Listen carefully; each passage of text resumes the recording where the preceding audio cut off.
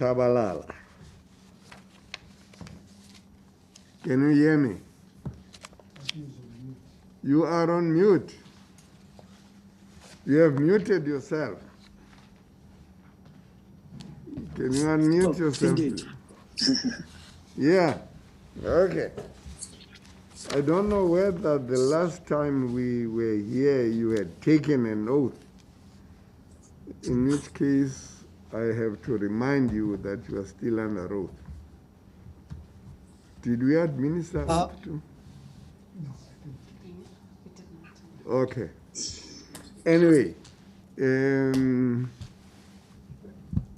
Advocate Nele is going to ask you whether you are going to take an oath or whether you are going to take an affirmation, and then we can begin to hear you. Advocate Nele. Thank you, Chair. Morning, Thandi. Good morning, Advocate. Thandi, are you going to take an oath or an affirmation? Indeed, I will. Okay. Mr. Mthandeki Tshabalala, do you swear that the evidence you're about to give today is the truth, the whole truth, and nothing but the truth? If that is so, please raise your right hand and say, "So help me God." So help me God. Thank you very much. You've now been sworn in as a participant in the SJN hearings. Yes, Mr. Tulai. Mr. Tshabalala, you've just taken the oath, and there's a document in front of you which is titled affidavit, right? And that document, it contains what you are going to tell the chairperson of SJN. Is that correct? That is correct, sir. So the oath that you took is also in respect of that document? That's correct, sir. Yes. Yeah, in that document, if we were to deal with it, you start with your early cricket years as a 14-year-old boy who started cricket, right? You then talk about your Free State when you played for the under 15, right? And Yes, sir. as a spin bowler. And then under 19 as a batsman. And in 2003, then you signed a contract, a professional contract with Free State Eagles. Is that correct? That's correct. Yes, in 2006, you were then selected to play for Proteas touring Sri Lanka. In that same year, you then were selected for T20 tour in Australia. The T20 selection was in South Africa against Australia. Against Australia, okay. Yes. So the squad was selected, Yes. and we were playing Yes. against Sri Lanka in South Africa. Yes. Then 2007, there's a World Cup. You were selected, that's right. Is that correct? That's right, yes. Then, That's correct. yes. Then you talk about your experience under Corrie and Sarah Cillier in the Free State cricket. But under the World Cup, actually, when you were a member of Proteas, you conclude by saying you were excited to be part of Proteas, but that dream that you had and playing and excitement was shattered. So you will talk to that. Okay. So the ball is in your court. You can now give us the details of what is contained in your affidavit. Thank you, sir. And I just want to thank you guys for an opportunity to come forth and to be able to talk about my experiences as a professional cricket player, my experiences as a human being in the country that we live in.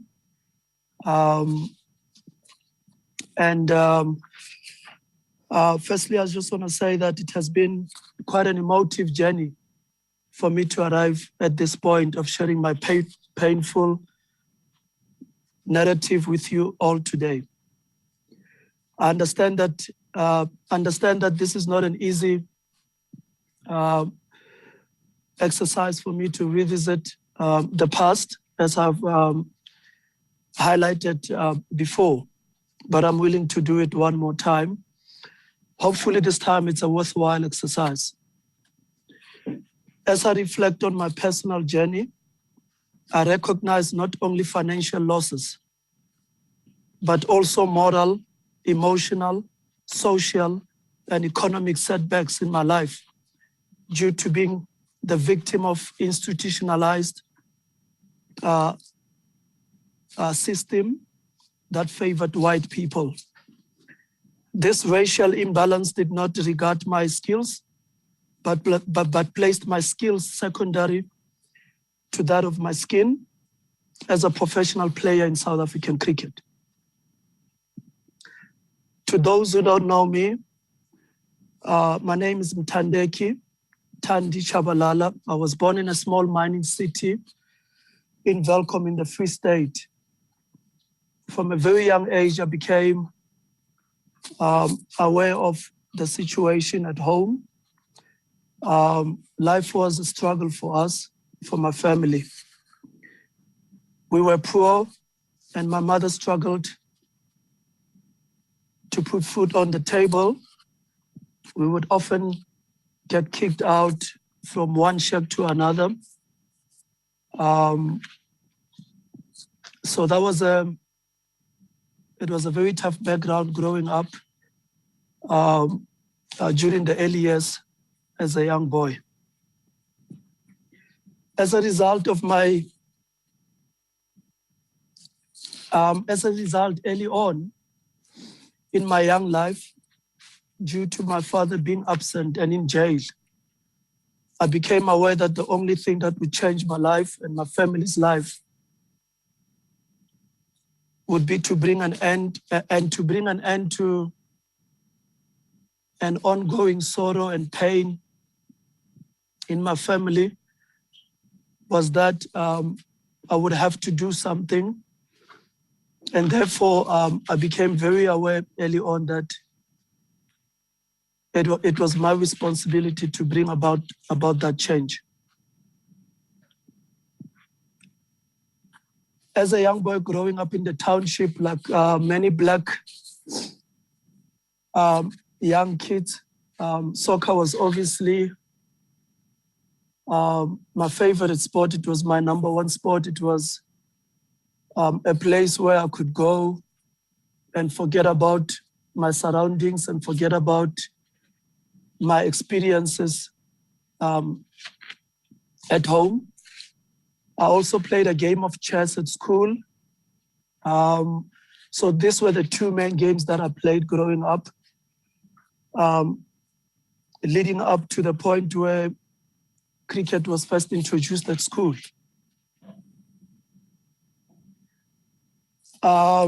Cricket was then introduced at school by my uncle, and I therefore got invited to come and participate in this so-called white sport or white game at the time. That's how we phrased it at the school, because it was unknown to us. It was just a game that we saw on TV, and we had no knowledge of it whatsoever. I then joined what was then called Tabom practices, which was obviously all the schools combined into one school. And then obviously the township was then picked from there to go through the trials. I was then selected 3 months later to go to the Goldfield trials. Goldfield is obviously a region in Welkom, and I think it's called so because of the mine, or because of the area being surrounded by mines. I made the team, and fast forward a month or two, I then went to the Free State Cricket under 15 trials, which were called the under 15 PG Bison trials at the time. To my surprise, I obviously got picked for the Free State under 15 team as an off spinner. And this is where the journey began. I developed a genuine interest for the game of cricket after being selected for this team. We then traveled to Pretoria to St. Albans College, where the SA under 15 trials were held. And during this time, it was then that I developed a genuine passion to become a batsman. And the reason being, I realized when I got to the trials that most of the attention was given to the batsmen. After each day's play, the players would often talk about who scored 100, who's the best player in the opposition team. And all of these subjects would be mainly be around the batters.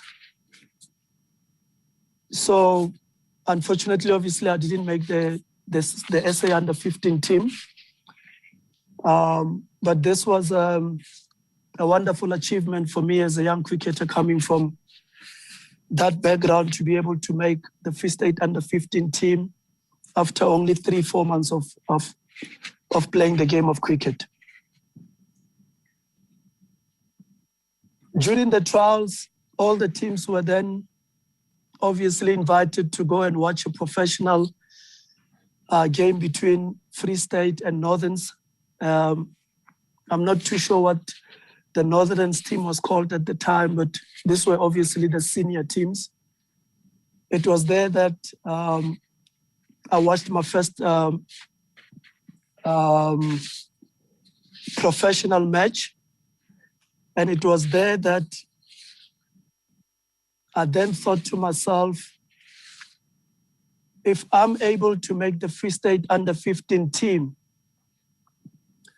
there must be something that the selectors, the coaches must have spotted in me to be able to arrive at that point.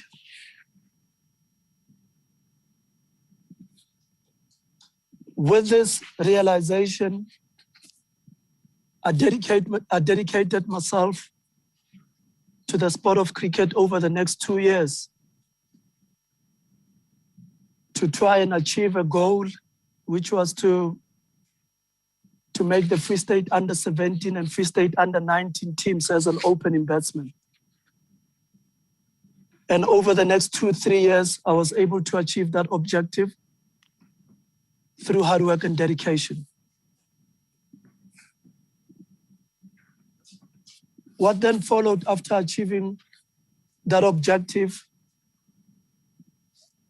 I was obviously, like many other black kids coming from the township, I was then offered a scholarship to go to Grey College as I was in matric at the age of 16.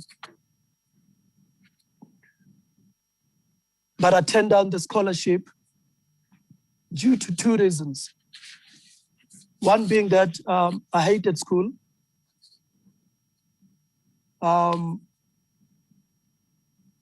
It was not a place of comfort for me. It's not where I wanted to be. I wanted to be on the cricket field and play the game that I love.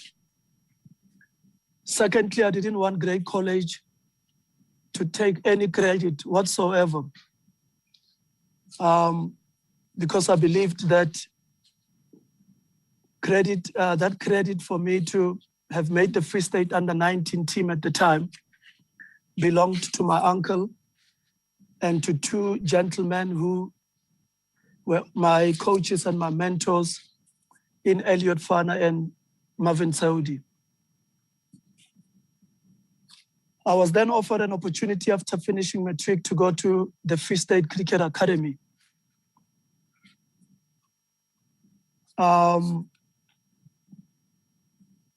When I got to the academy, I was obviously excited.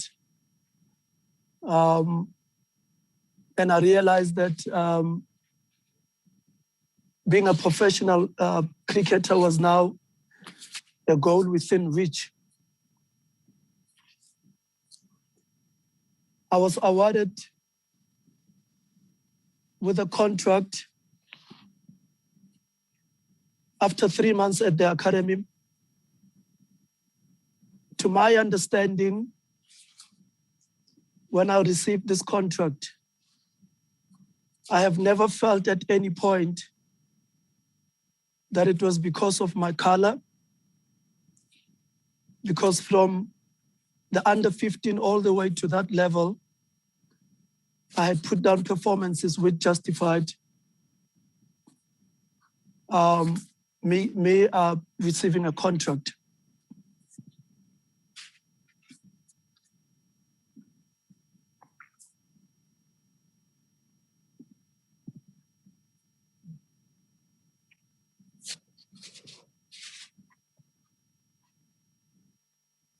Yes. After I arrived, sorry, Chair. After I arrived,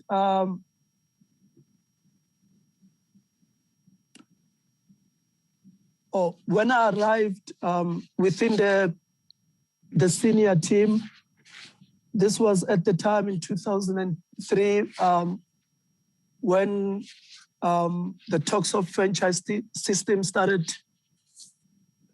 becoming regular, I suppose, if I were to use that word.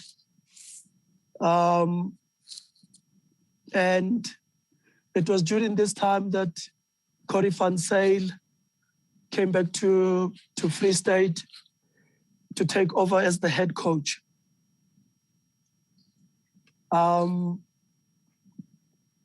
during this time, obviously in my early years as a young batsman, Corey Van Zyl then had a chat to me. And it was an honest chat to say to me, look, with the franchise system coming together, it's going to be difficult for me to be able to hold my position as an opening batsman or as a top order batsman in the system. And it was during this time where he also advised that he's also seen my progress with the ball. He's also had a good look at me in the nets in terms of what I can do with the ball as an off spinner. It was during this time that the A side and the B side would normally play warm-up games against each other to prepare for the tournaments that were coming.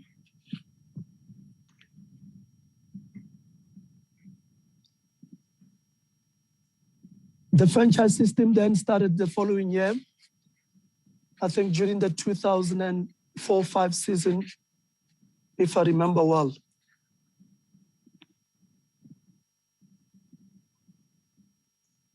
When the franchise system started, I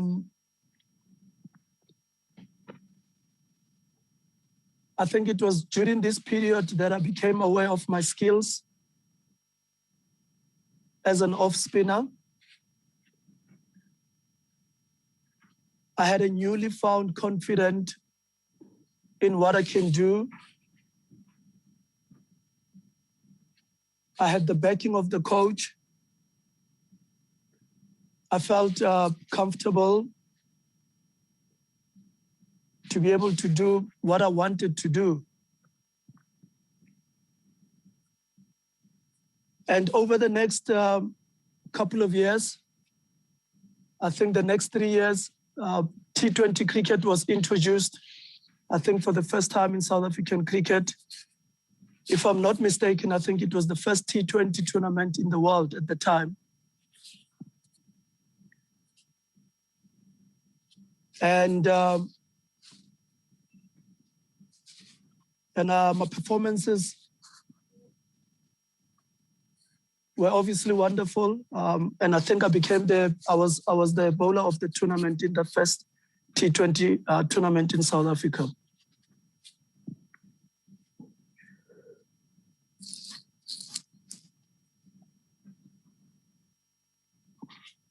I was fearless and I accepted any challenge that was posed before me. I was assertive. I could voice my opinions. I had attitude and I was highly confident and good enough. And I knew what I could do to win matches for my team. It was amazing. I was amazing as an off spinner. And I became an overnight sensation in South African cricket. I wasn't just good enough. I was better than good enough.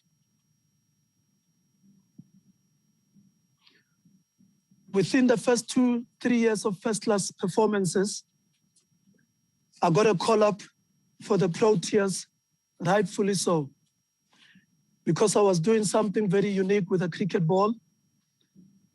Free State cricket experienced the most successful period in their history. And in so doing, we had players or black players in the team who didn't just play because of quota. In fact, Corey Van Zyl will tell you that we were match winners in our roles in his team. And he would probably pick us ahead of white players if he was an honest man. Because players like myself, Lungile Bosman, Roger Telemarcus, Victor Mpitsang played significant roles within that team, which led to the success of Free State cricket at the time.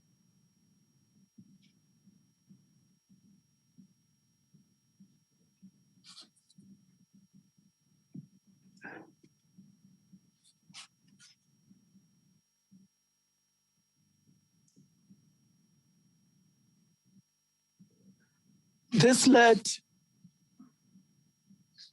to a call-up for the Protea side for their tour of Sri Lanka in 2006. I was then called into the test side, which to my surprise, I felt I still had a long way to go in terms of foreign cricket. And I think I was chosen for the Protea side at the age of 19 at the time. But the convener of selector at the time, I think it was Harun Logat, clearly stated that I was going to Sri Lanka to go and gain experience. I was obviously excited. I saw this as an opportunity to learn, to grow, alongside Nicky Boyer, who was the main spinner in the side at the time.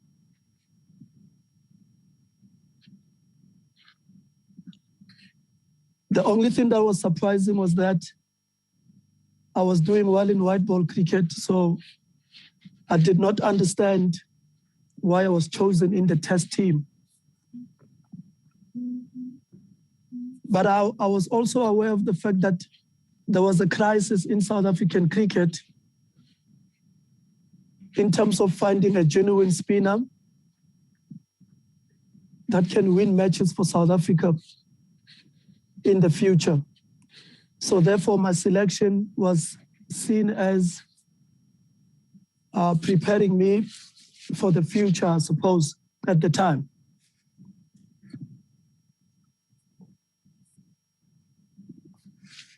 I then arrived in the Proteas setup in Sri Lanka, welcomed by Makai and Tini. And obviously the team, I was genuinely excited because it was surreal for me to have achieved so much in only 2-3 years of professional cricket and realizing my childhood dream of playing for the national team. The Proteas lost the first test match badly, actually. I think it was the test match where the world record for 590 partnership between Mahela Jayawadena and Kumar Sangakkara happened. I think we lost by an inning and plenty of runs in that test match.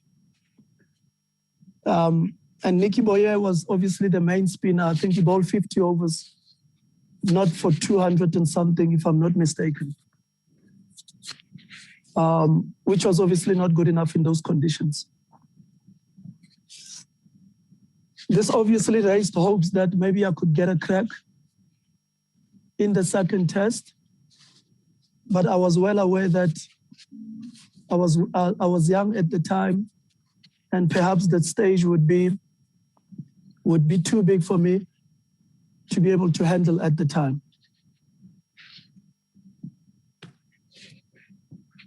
We came back from South Africa, and I never got picked for any other test team moving forward, which to my surprise, I did not understand why I was then selected and told that I'm here to gain experience. Because if that was the case, then there needed to be continuity in terms of that plan around the selection of Tshabalala. I was then picked for the South African T20 team. I think it was a T20 series against Australia in South Africa, which I have highlighted in my affidavit. I got an opportunity to play in one warm-up match against Australia. But when it came to an official match, I found myself carrying drinks. Like many of my fellow players who have found themselves in that position before.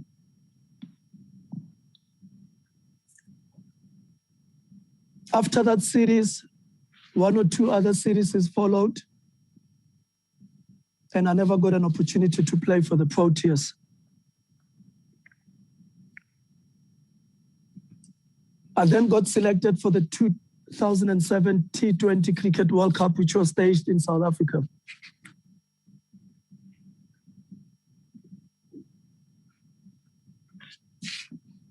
This selection was obviously on the back of strong performances over the last 3 years provincially.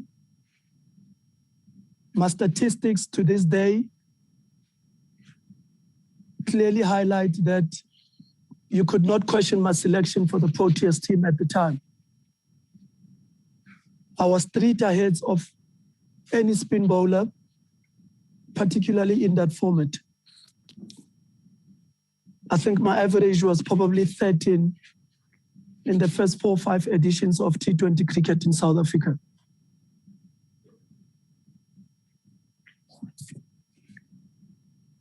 The World Cup then began, and South Africa, if I remember well, got knocked out quite early in the tournament. and there were 1 or 2 games remaining in the tournament. And rightfully, I felt maybe this would be my opportunity for me to be able to represent my country, as I have waited for quite some time to do so. And my performance is justified that at some point I would get an opportunity to represent my country.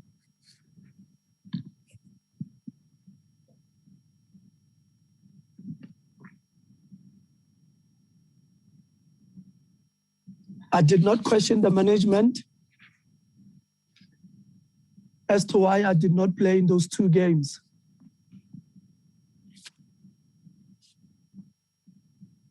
Because at that time, I was well aware of what was happening within the Proteas setup. I was well aware of what was happening in the system. It had happened to those before me. So therefore, I was just a different face. But I was there to experience the same injustices that have happened over the past 24 years.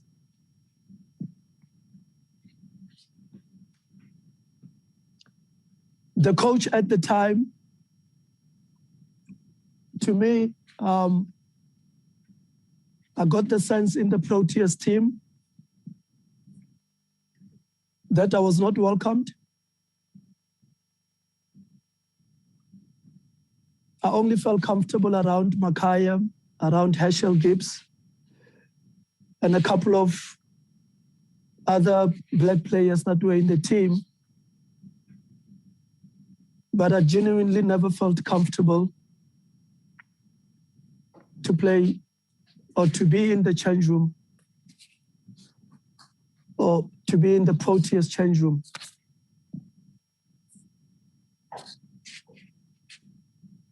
The World Cup came and went, and yet again, I never got an opportunity to represent my country. Can I just interrupt there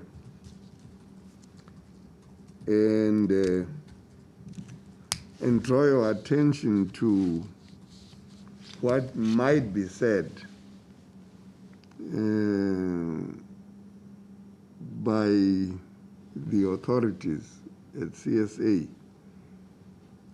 and which may be pointed out it is something that you had agreed to.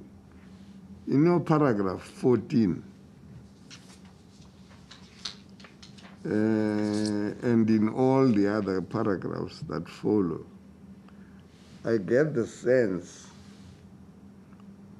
that even though you say in 14, to your surprise, you were told that your selection was only to allow you to gain experience by traveling with the team.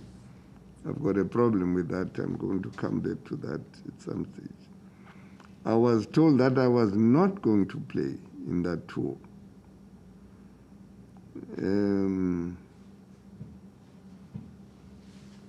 What will you then say if you are told it had been raised with you, you had been told you are not going to play, you were only being selected into the team to gain experience by traveling, and it's disingenuous of you now to come and say you were being deliberately discriminated against when in fact you were told that you would not be played because for whatever reasons. What would your attitude be? Now, that is, before you respond, for instance, that is what is in paragraph 14. And then in paragraph 17, again, you get selected for the World Cup.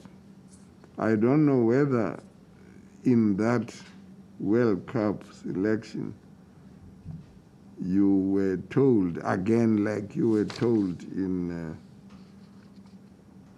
before, for the Sri Lanka tournament in 2006, whether also for the tour in Australia, you were told that, yes, you will be selected to the team, but you will not play because you need to gain experience.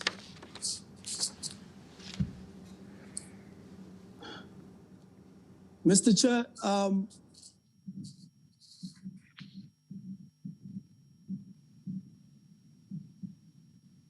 these instances of black players being selected for the national team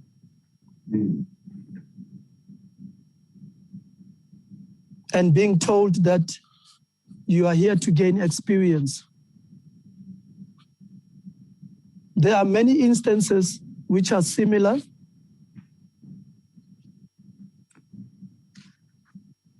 As compared to our white counterparts. And I highlighted in my affidavit that I would make a clear example with A.B. de Villiers.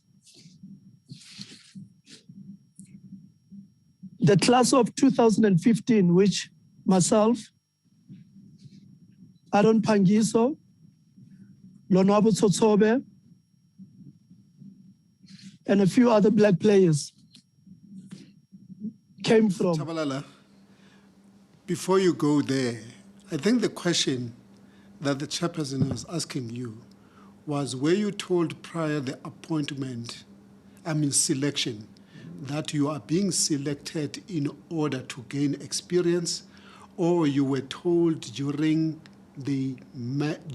after your selection that you are there to gain experience? I think my first selection for the Proteas to the tour of Sri Lanka, it was clearly stated, I think, from the beginning, okay, which made it understand, I could then understand on tour when I did not get a game, that this was clearly a selection where I was still young at the time. I was told,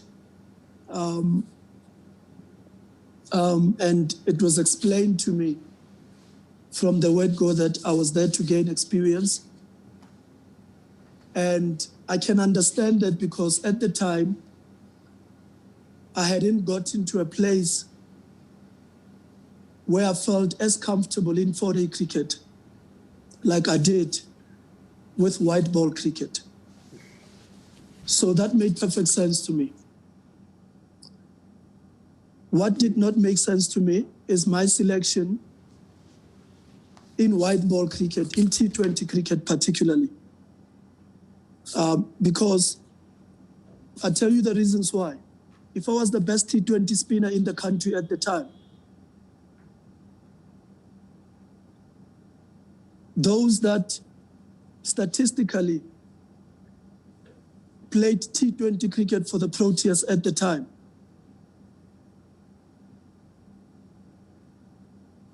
I don't believe that they were better than me. They got the opportunities, even though statistically I was the best bowler in the country at the time. Yes, so that I could not understand. Yes. Is that what you are trying to let us understand by what you say in paragraph 18? Yeah. Starting from the second sentence there, where I will read it into the record. A.B. de Villiers made it straight to the Proteas team without being told to gain experience and wait for his opportunity. A.B. de Villiers' experience was accomplished. through playing opportunities. In his first 15 matches for the Proteas, A.B. de Villiers was making a lot of mistakes, and the media and the cricketing pundits were calling for his exit from the team. Firstly, is that a fact? Secondly, are you raising this thing in this paragraph by way of making a contrast with what happened to you? And what are you saying by saying so? What is the point that you are making? Indeed, the point I'm trying to make is, and I understand that I'm talking about my experiences, but the point that I'm trying to make, few of other players have also made this point, that every time when Black African players in particularly have been selected for South Africa, it is the very same excuse of being given an opportunity to gain experience. I don't know of anybody who's ever gained experience by being on the bench. In this case, white players, they gain experience through making mistakes on the cricket field. It's the only way to gain experience. In the business world, in all facets of life, you can only gain experience through trial and error. And in our case, there are repetitive stories of Black cricketers who have all been selected for the Proteas team to gain experience. So I don't know if this experience was the weight of the water bottles, or the experience was you just happy to be here, you are Black, this is our sport, so therefore, from where you come from, you are just happy to be here. Maybe you like the clothing, maybe you like the setup, or maybe you just here to be a servant, which history tells us in this country. We have fought for us to be able to arrive to this point, but these things were still happening within the Protea side. So how would you know how good enough Thandi Tshabalala is? How good enough is Aaron Pangiso if they don't gain the experience on the cricket field?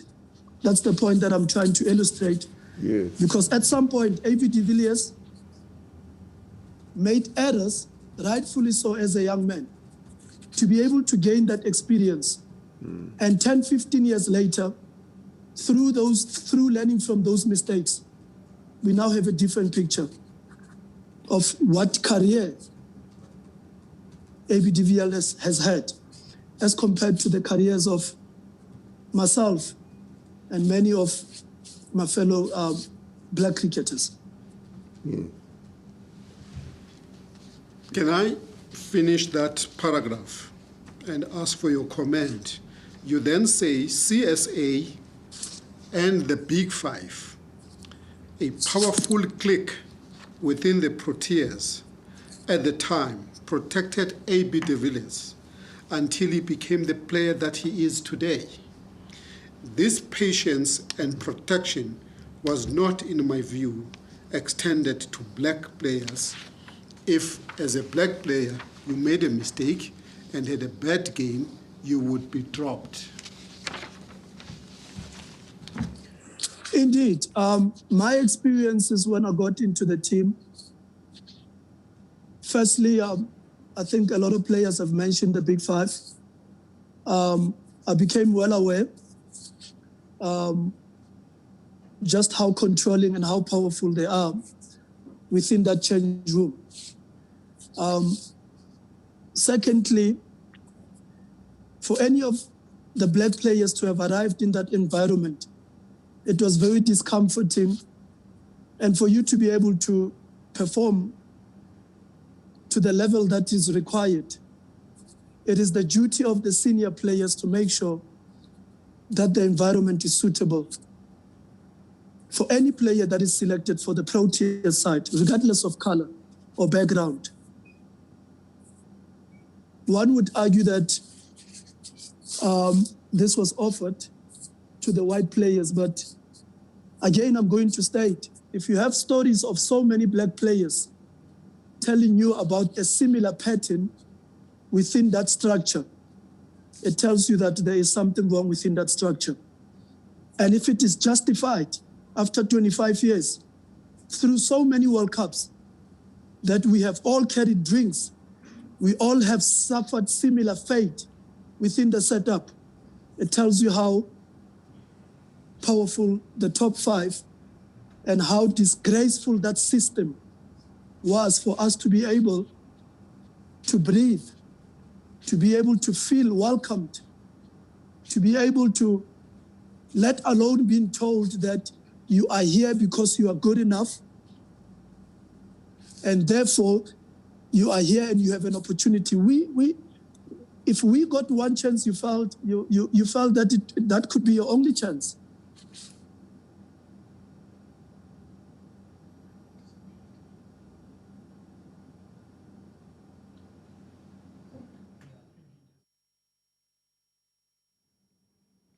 I saw something, the Fabo's phone. Yeah.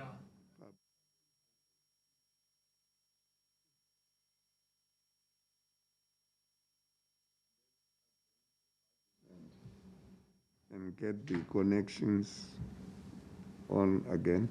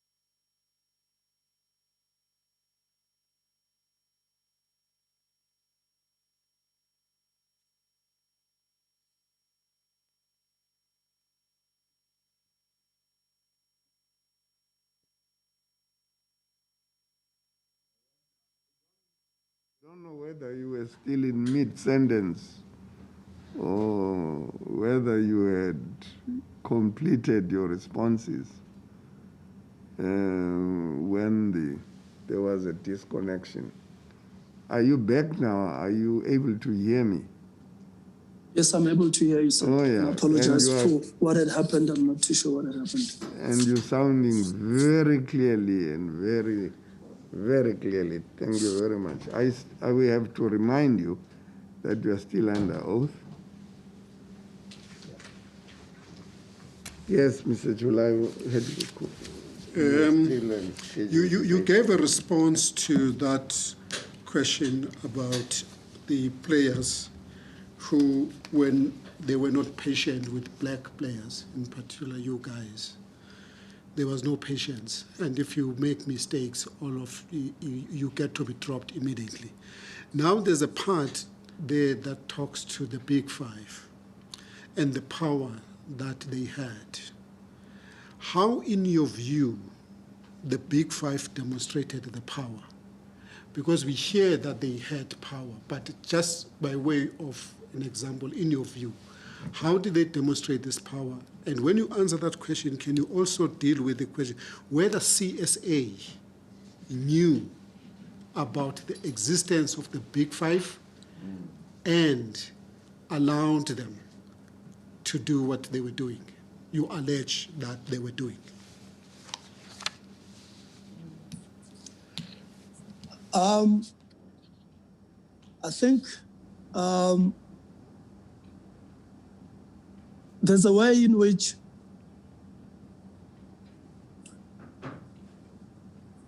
the Big Five operated.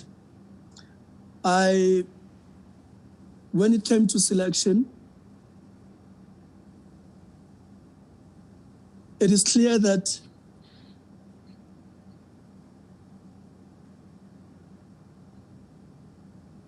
for any black player to warrant a position in the team,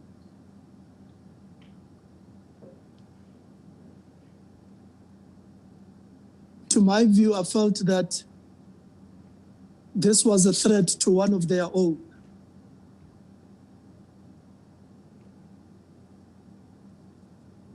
So if you had to pick me, it meant that one of them had to be sacrificed. They knew and they had a way on how to manipulate things. They knew what was the target and therefore protected themselves behind all of that.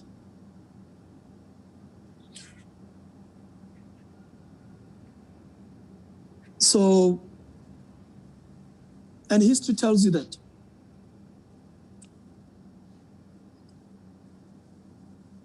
So it was evident that they would do anything in their own favor. They would do anything to benefit from the system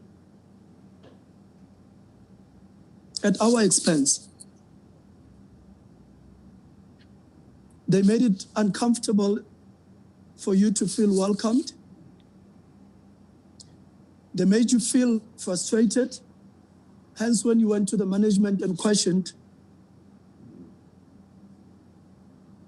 it was only a matter of time before you're out of the system, you're out of the team.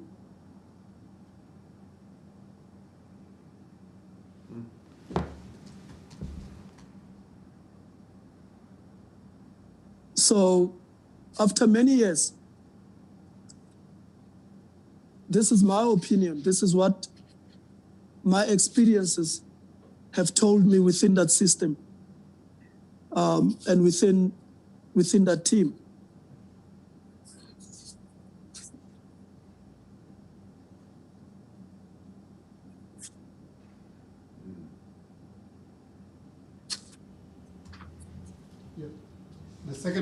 The second question was whether CSA knew about the existence of the Big Five.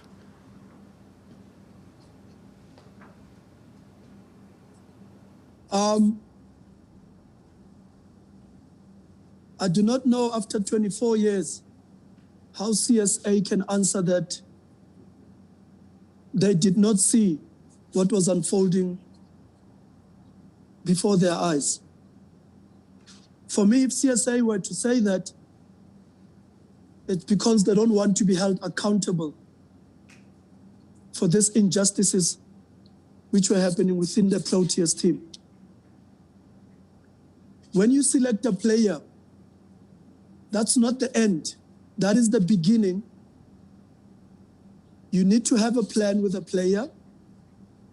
You need to understand what is the outcome? What is it that you want to achieve with the player?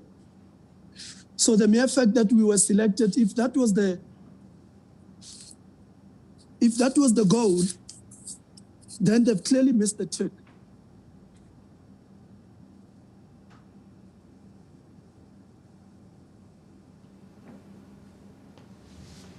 So I don't know if CSA can say that they were not well aware of the situation over more than 5 World Cups, over 25 years, if you were to compare the opportunities that the black players have had playing for the national team as opposed to white players.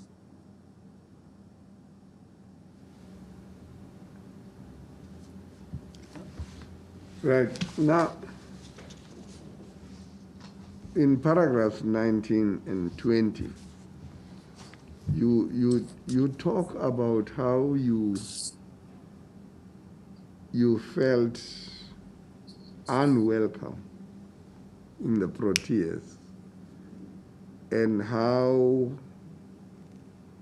being in the Proteas, instead of it being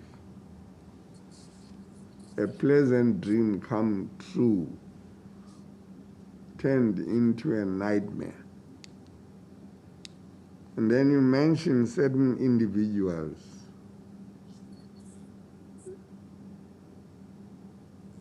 in whose company you only felt comfortable. You mentioned Makhaya Ndini, Herschel Gibbs, Vernon Philander, and J.P. Dumini. And if I'm not wrong, all of them are black cricketers, is that right? In the extended sense of black. Makhaya Ndini is an African and called Black African nowadays. Herschel Gibbs, Vernon Philander, I think I know Vernon Philander in today's terms, or he would be classified as a so-called colored person. J.P. Dumini, I think he would also be classified as a so-called colored person. I'm not sure about Herschel Gibbs, but he also would, as far as I understand, be classified as a so-called colored. So all of those people are people who are not white, let me put it that way. Now, why was it, did you choose to be comfortable only among those people? Give us a sense as to why you go to say the only people you became comfortable with in this setup were those people who are not white.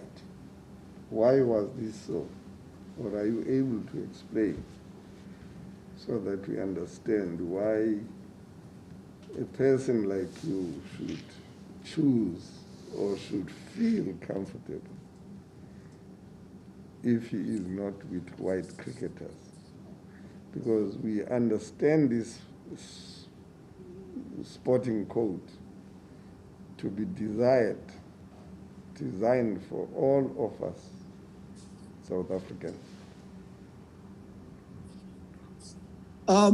Mr. Chair, I think it's safe to say that when anyone walks into any environment, you genuinely would feel comfortable amongst those that you relate to the most. I think there is no question about it in South African cricket that that's always been the case since unification, or what we call as unification. But the word unification has not happened amongst our people as South Africans.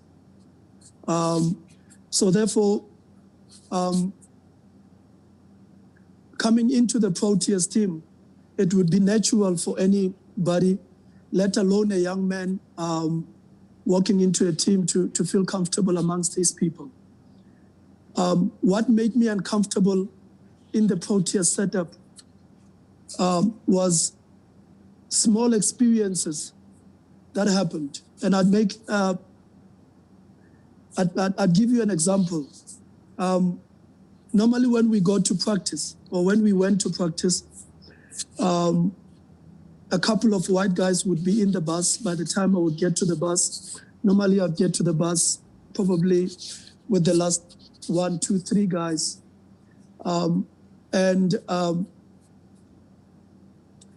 You know, humanity tells you that when you walk into a bus, you should greet those that you have not seen since the night before, because they are your teammates. So therefore you go into practice with them. So to show respect, especially as a young man coming into the team, you would then greet them. So there were occasions where I walked into the bus and I greeted certain white players, senior players, the big 5. And all I got was players turning their heads and looking into a different direction. So I don't know how you're going to be comfortable when you walk into a setup that is called a national team, and you have the majority of senior players showing no interest in accommodating you. You are going to feel uncomfortable.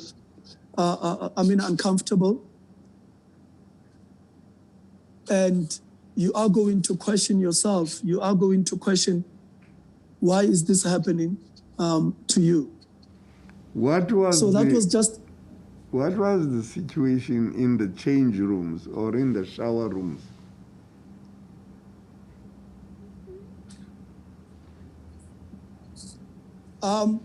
The situation was normal in the change room. I think by the time you get to the change rooms, you well aware of your role, which is to mix the drinks for the guys and to try and perform your duties to the best of your ability as the 12th man. So you try and do that to the best of your capabilities. And I think a few of the other players have mentioned that you also had to make sure that you look after your skills in between breaks to make sure that you still get your bowling loads. If you were better, you still hit a couple of balls and then you still go through your fitness requirements. So that was okay. I think it were instances in the bus, instances where after the game or after practice where you were left alone in the hotel room. There was just no genuine care that you felt that none of these players reached out to you to invite you for a meal or for anything. So unless it was a team meal, I never found myself sitting in a table with the top 5 and genuinely feeling that I'm welcomed in the team. No, I don't know. I just wanted to have a sense of whether after a game, for instance, you used the same change rooms to change into out of the gear that you had put on when you went to the field of play. And when you went for a shower, whether you used the same facilities or whether this, in fact, was not an issue. You used the same change room, you used the same bathrooms, same shower rooms, or whether you came from your homes into the field of play and then back to your homes without using facilities at the stadiums where you would be playing? Mr. Chair, all of that was normal. We did share change rooms together.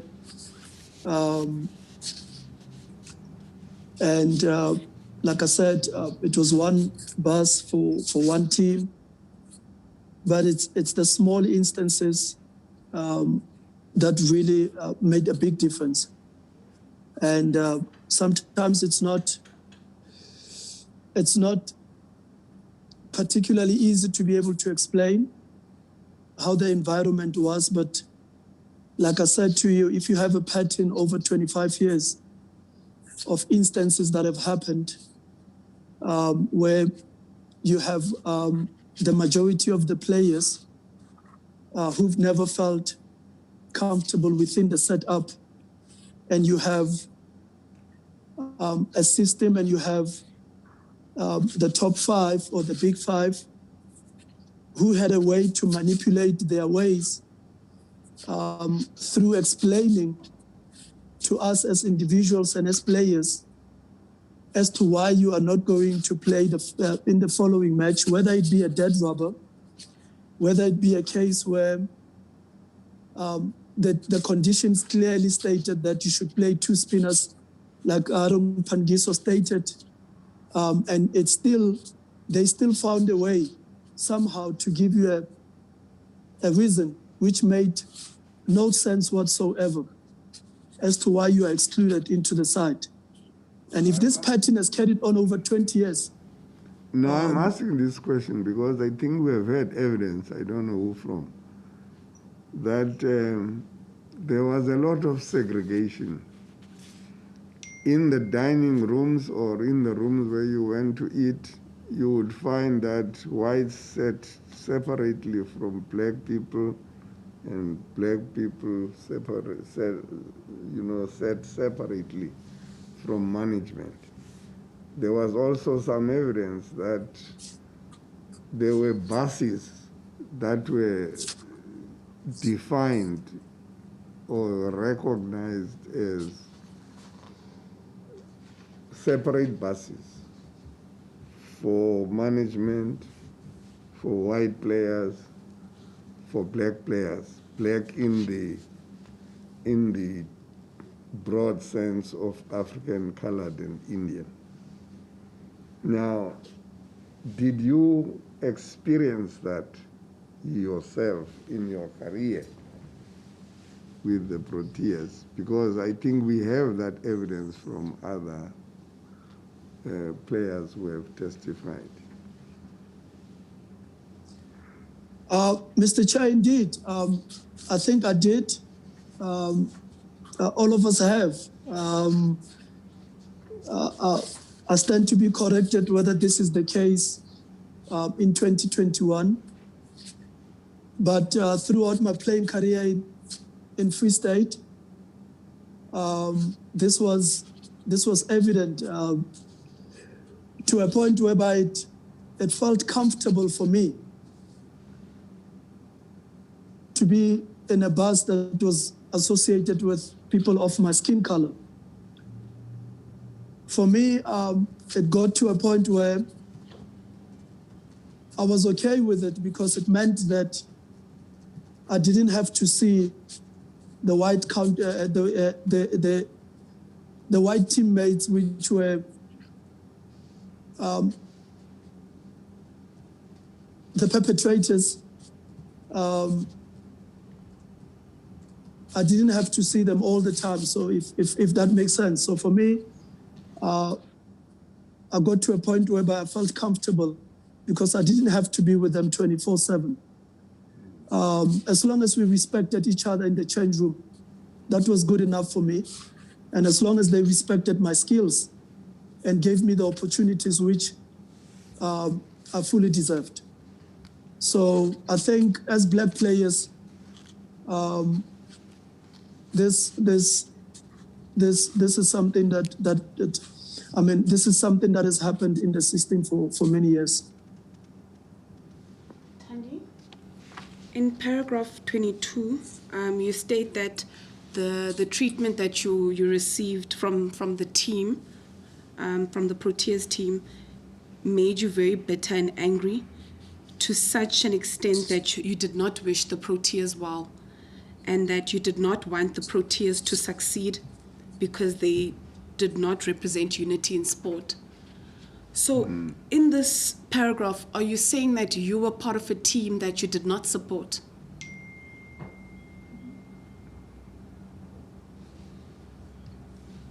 After my experiences within the Proteas setup, after the experiences of my closest friends within the Proteas setup,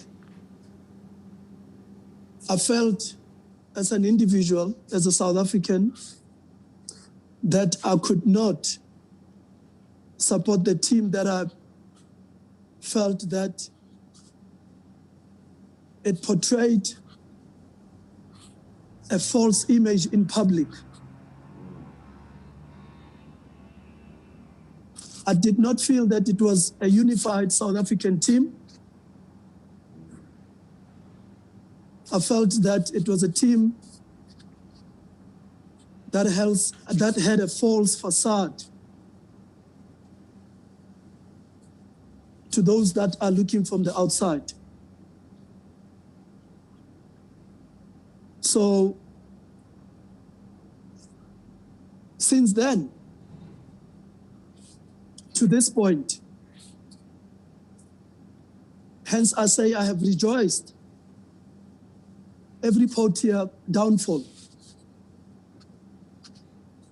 because I believed that if the Proteas team had to succeed,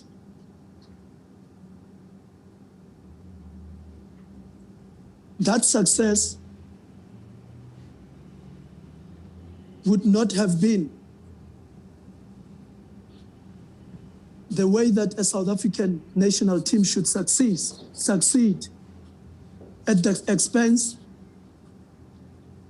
of black players.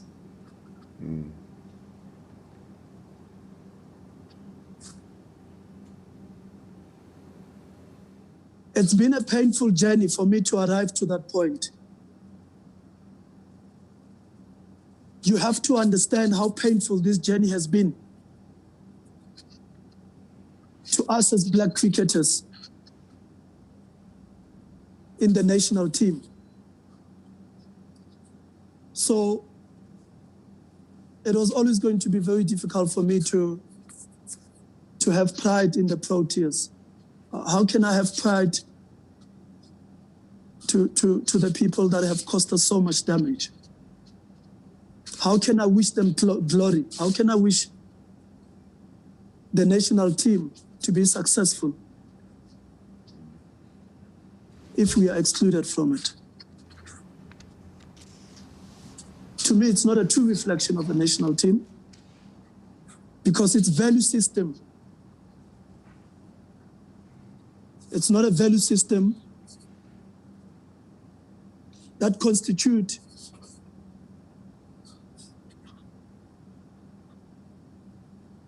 a South African vision that we had through our democracy.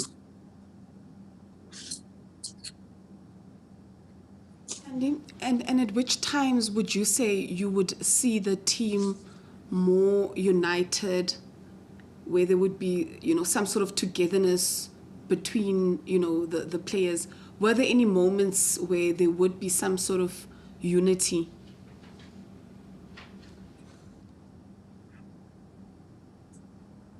Like I said, the team always looks like it's in unity when you watch it on TV. The public always sees the team in unity, because you don't know what's going on in the change room. You don't know those that are in power, how manipulative they are to make sure that they benefit at all costs, to make sure that whatever selection always favors them. It favors white players, it favors them. We have suffered for many years because I have said so. The system is to their benefit, and we suffer as a result of the system. So how can I then move forward and support the very same team that has turned my dream into a nightmare? It was very difficult for me to do so.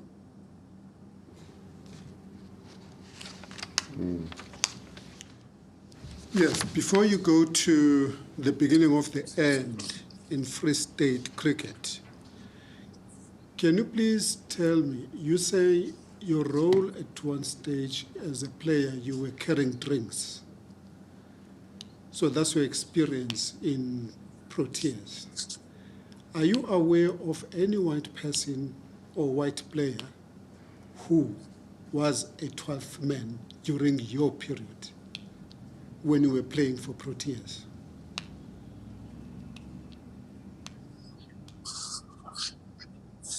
I'm sure there were white players that were 12 men being selected for the Proteas team. A squad is made up of 15 or more players, I think. So there were obviously white players that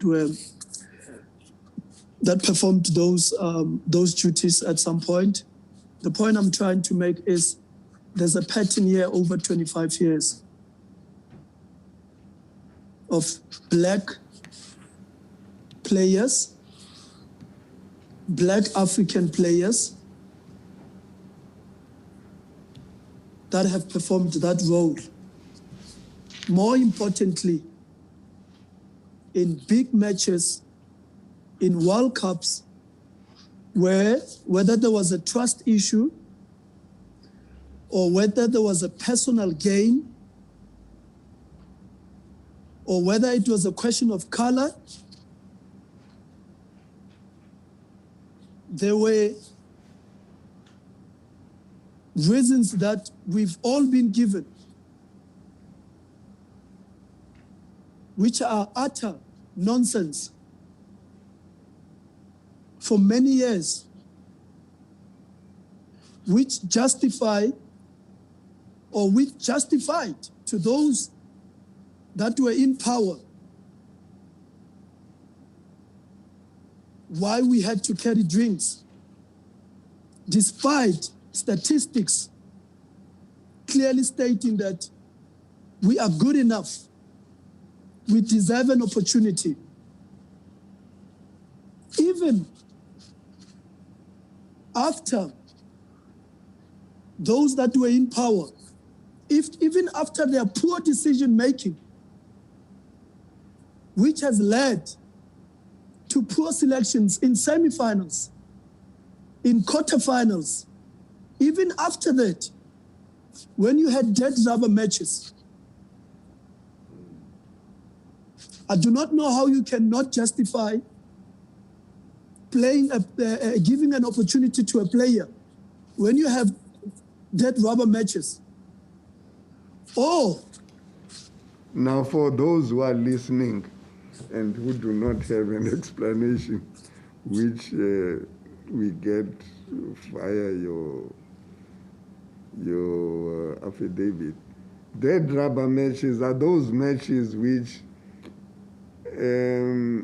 are played not for purposes of determining the series, because the series has been won. Are those the rubber matches?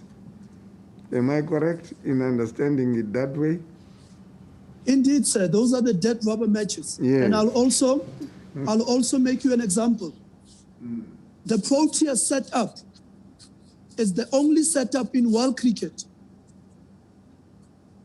whereby even if they had qualified for the next round, whether it be the quarterfinal or whether it be the Super 16, depending on what format was played at the World Cup. If you look at any other nationality or any other team in the World Cup, they would use that opportunity to be able to give the players within the team an opportunity to play in case if one of the so-called top performers, the likes of Dale Steyn, the likes of Mone Mokel, the likes of Andre Nel, even if they were to get injured in a quarterfinal or semi-final, as a management team, you know that it's highly important that you give the players or the second string players in the team an opportunity in those matches in case there's a situation that arises, so that if they were to play, they have some sort of confidence in that particular World Cup. You can then trust them even more come the big game or come the final. But that was not the case with the Proteas team. And it's the only setup in world cricket that functioned that way. When you say the management of Proteas does not trust black players, who are you referring to? I think you'd have to look at who's been the coach in the last 20 years. I think you'd have to look at their history.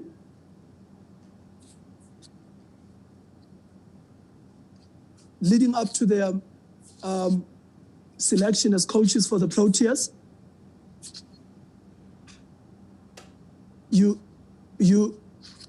So those are the people who would have to come and answer as to why these things have happened.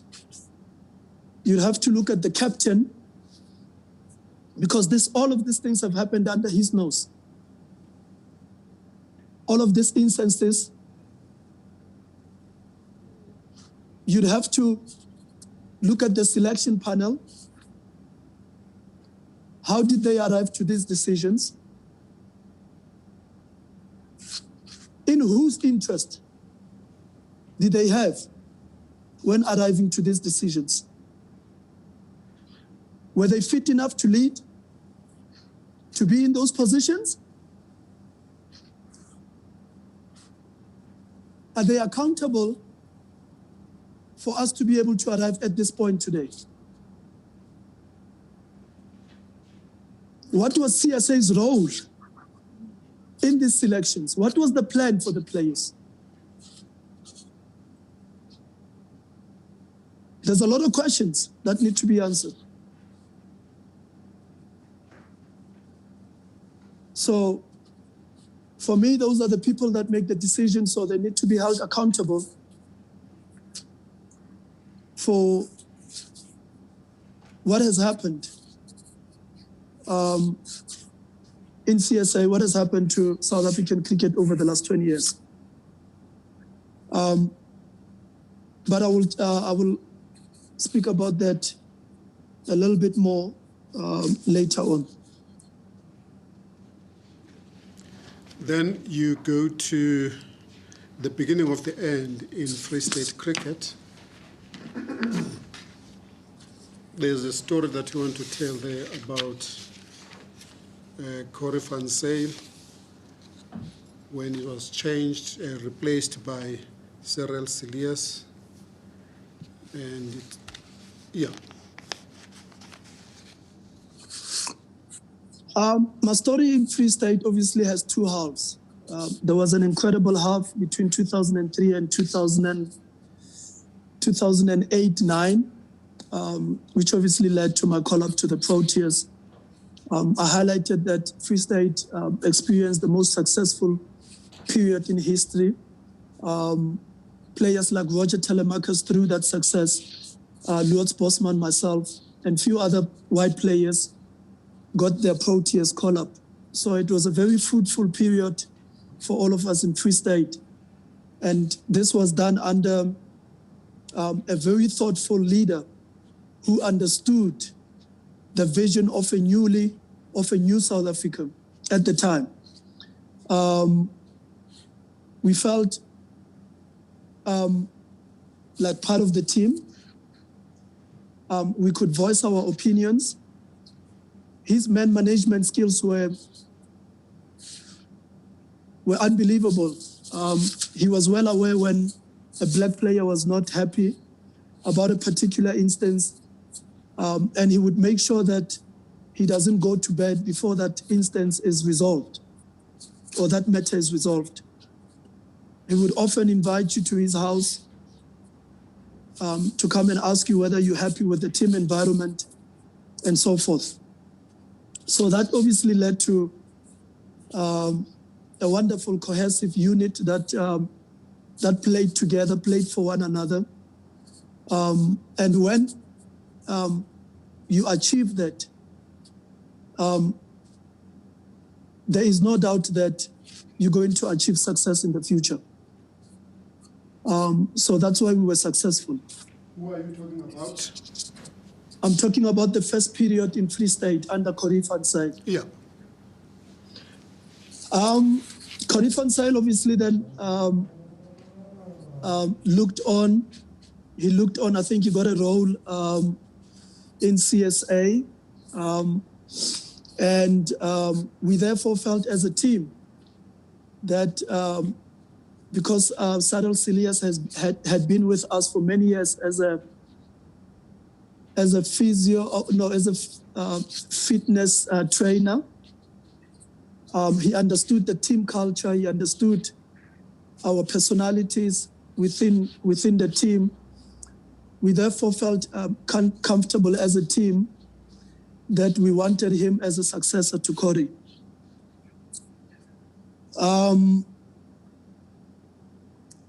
Sadal was then appointed as the head coach. But then what followed the following season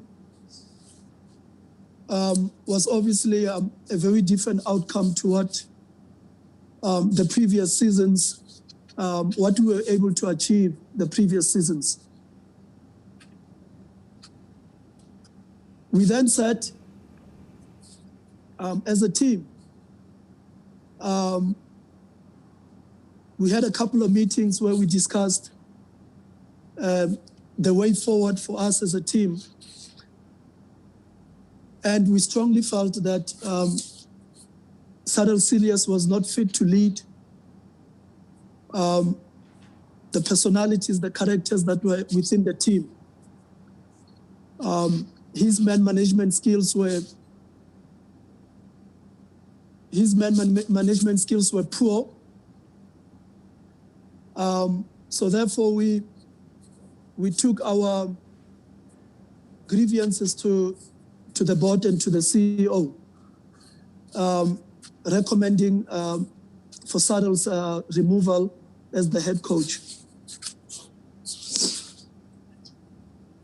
What then followed was the board and the CEO, they decided to keep Sadal as the head coach.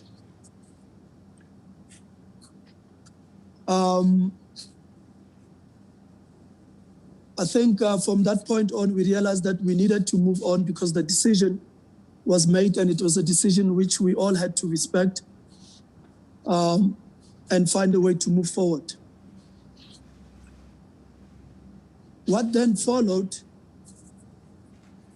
I felt was that Sadal as a leader obviously didn't take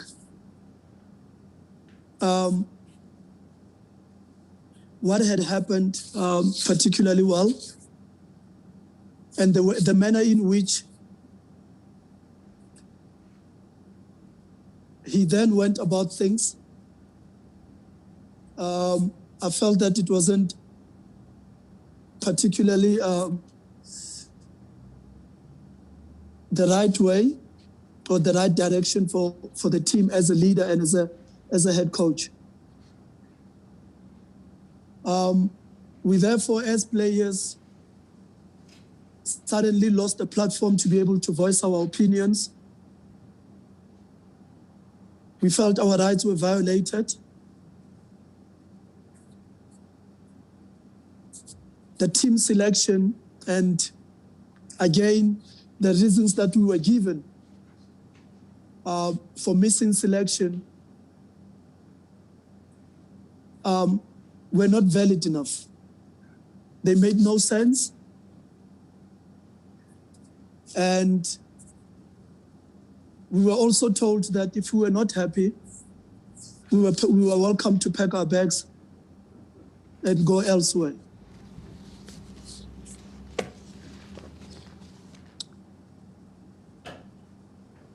There was a young cricketer at the time who was doing well in South African cricket, and he was a bright prospect. His name was CJ de Villiers. I think he was the first to be shown the door after his relationship with Cyril broke down. I think Ryan Bailey was the next to follow. At the time, my relationship with Cyril was not the best. And it was during this time that I started experiencing pain on my knees. Because as a spin bowler, spin bowlers often experience pain in the knees because of the amount of overs that one bowls over many years. So it was during this time that both the team doctor and the physio strongly felt that I needed to rest as much as possible in between practices and warm-up matches leading up to major tournaments. But during this time, Cyril obviously had other ideas because he felt that I needed to spend every minute on the cricket field, despite the fact that it was a warm-up match. And what was important for the team was to make sure that their main spinner was fit enough to be able to compete at the right times in the right tournaments. There was an altercation between myself, or an argument between myself and Cyril in the change rooms. I think if I recall well, the team doctor was also present and the physio at the time. I therefore felt that it was very unfair for me to be forced to take on the field when I was experiencing excruciating pain on both knees. I therefore took my keys and drove home because I was upset, and I felt that this was not a fair treatment towards me.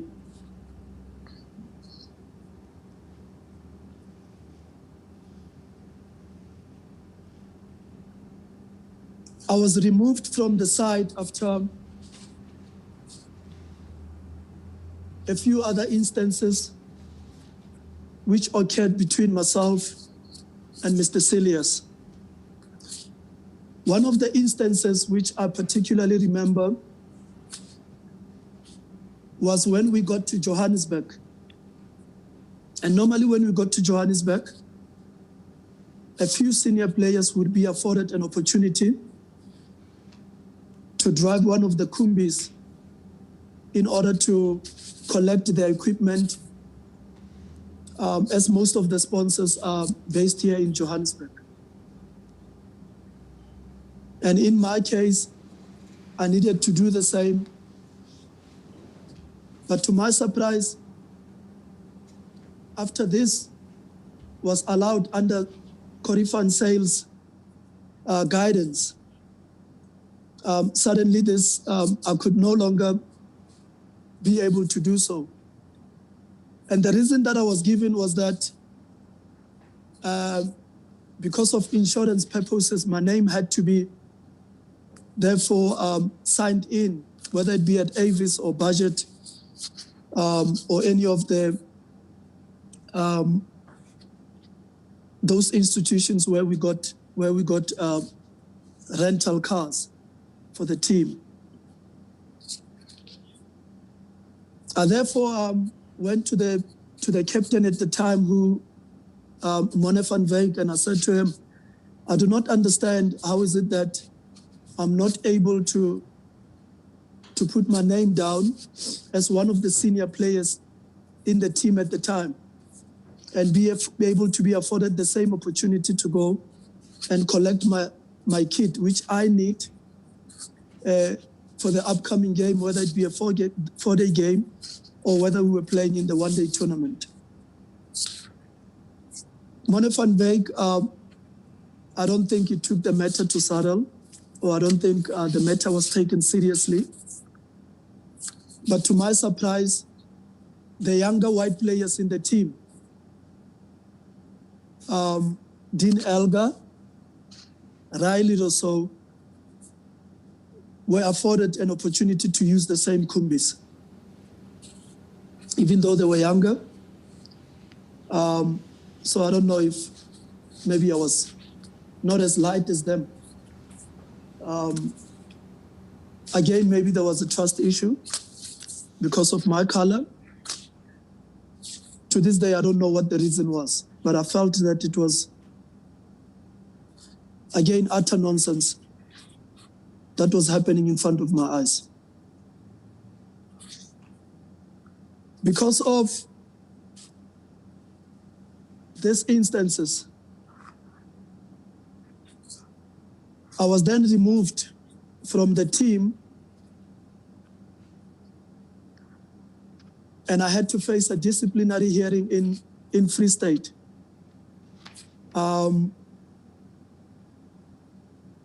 During this disciplinary hearing, I was not afforded an opportunity to have a representative. The union had a representative of their own, which was a white Afrikaner judge. I was fined during a hearing an amount of 2,000 or 2,500. I'm not too sure, but I do remember it was in that region where I was fined 2,000 or 2,500 for missing every game of the Standard Bank Cup. What I did not understand was, how do you omit me from the game? Or how do you make a decision to exclude me from the forthcoming tournament? And then at the same time, fine me 2,000 or 2,500 rand for missing each and every game of that particular tournament.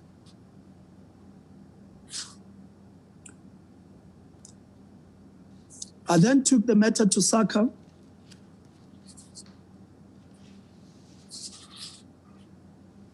and to my agent at the time, Mr. Stan Matthews.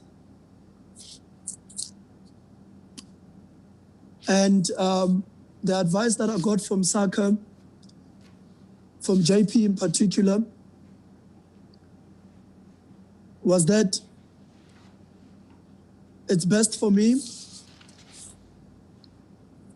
to put that matter behind me and to focus on my career and to focus on repairing my relationship with Saddle Cilliers and Free State Cricket.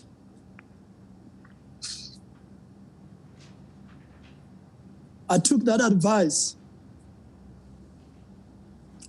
and we then sat between myself, my agent, and Mr. Cilliers, the CEO, I think it's Johan,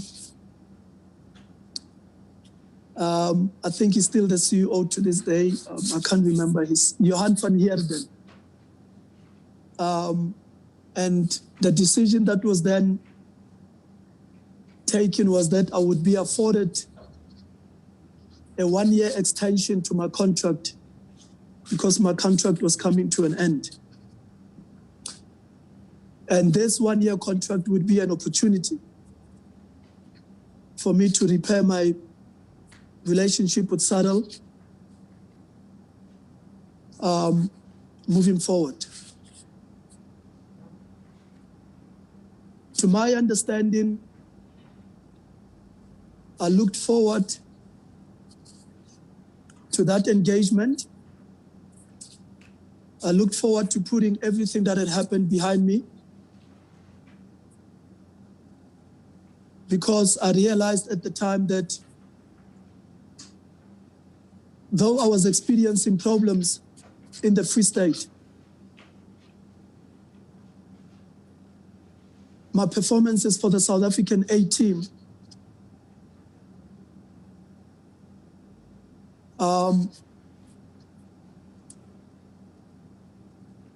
were outstanding. I felt that at that time, I was starting to knock on the Proteas door again through my performances in Australia, in the tour of Sri Lanka, the triangular series between Bangladesh, South Africa, and West Indies, where I was clearly the best bowler in the South African team in that tour.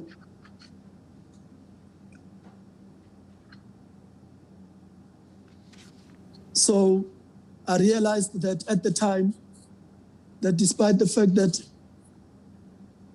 I have troubles provincially,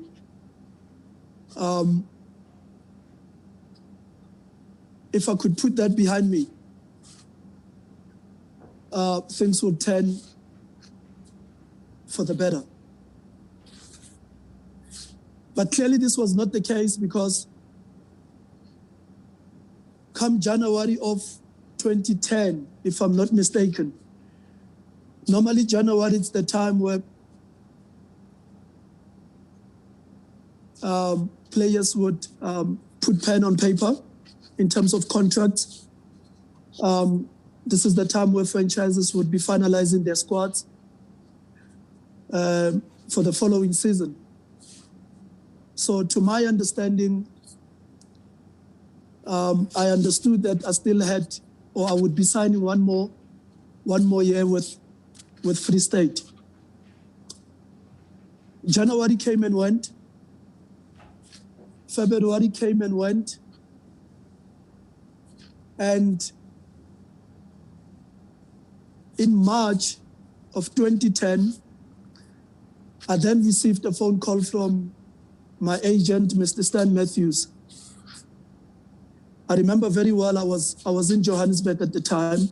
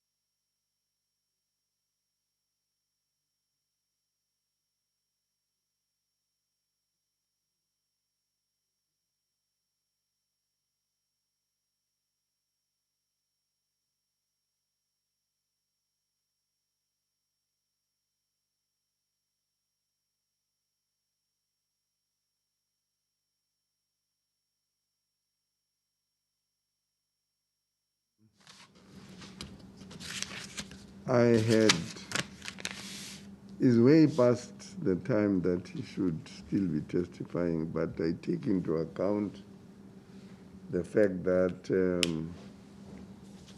we started at about 10:30. I had hoped that we could start with Mr.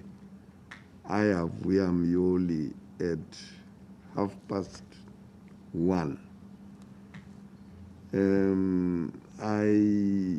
I think it will be prudent for us to advise Mr. Myoli that we will start at 2:00. If we are able to make contact with this gentleman, Mr. Tshabalala, we should ask him to be ready to do his concluding remarks at about 13:55, which would be